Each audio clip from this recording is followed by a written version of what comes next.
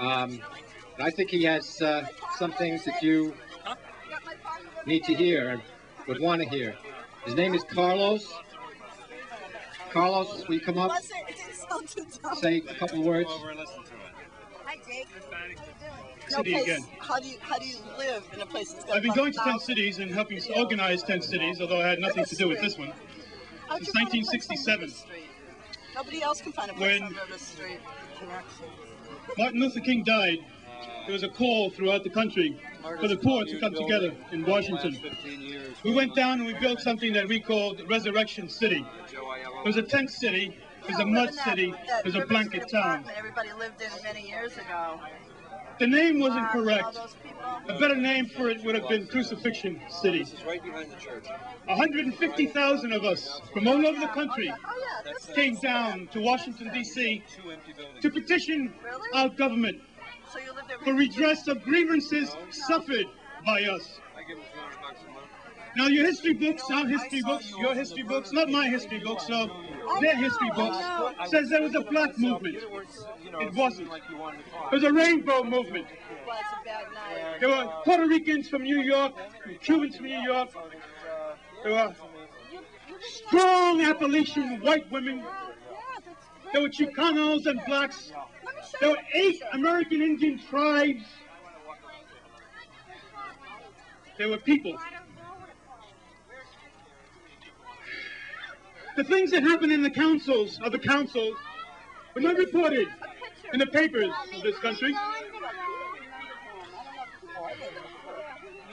One thing, for example, that started a lot of diversity was when the papers brought out what Ralph Abernathy called was the cry for Resurrection City. The cry of the poor, he said, was, we want money, we want food. That wasn't what we discussed in the council. That wasn't what we had determined among the council of councils. What we asked was the tools to create our welfare, was access to the land to grow our food.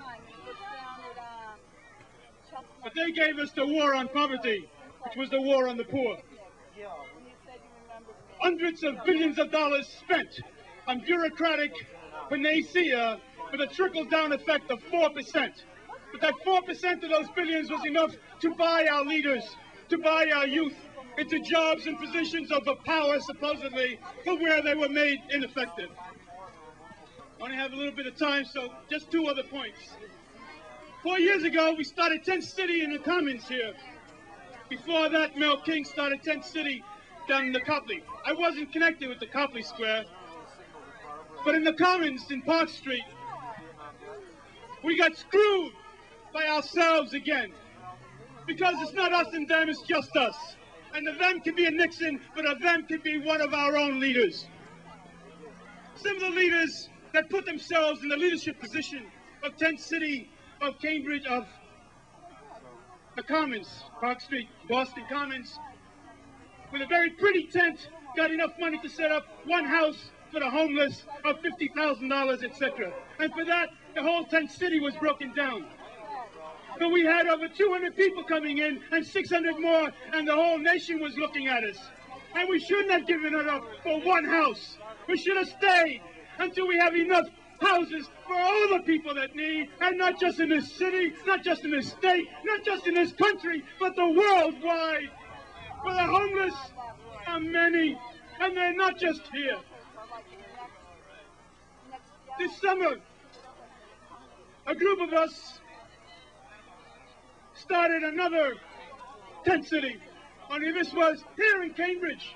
I doubt if many of you have heard it, because we didn't get any publicity, because we didn't have any connections. We're just the people of the streets. We had 23 people, and we voted a council, and we voted a city government, a village government, right here in the Cambridge Commons, between June 1st and July 14th, when most of us were arrested. But nothing appeared in the papers. Our town was blanket town, because to tell you the truth, those people that had tents are not the ones that are walking the streets. You don't carry a tent in a street if you're homeless. We had blanket town. Thank you. welcome all of you to Tent City because I live in that house over there. MIT has been trying to evict me since 1979. They're not going to do it because I don't get tired. They're not going to do it because I believe in someone greater than MIT. I believe in the guy who put the being who put the sun up in the sky. Okay? My friends, some of you may listen to this next thing I'm going to say, some of you may not. My friends, I tell you, the line is drawn. Here we draw the line. You see that line, that long line? That's the line of a healthy earth. Here the line is drawn.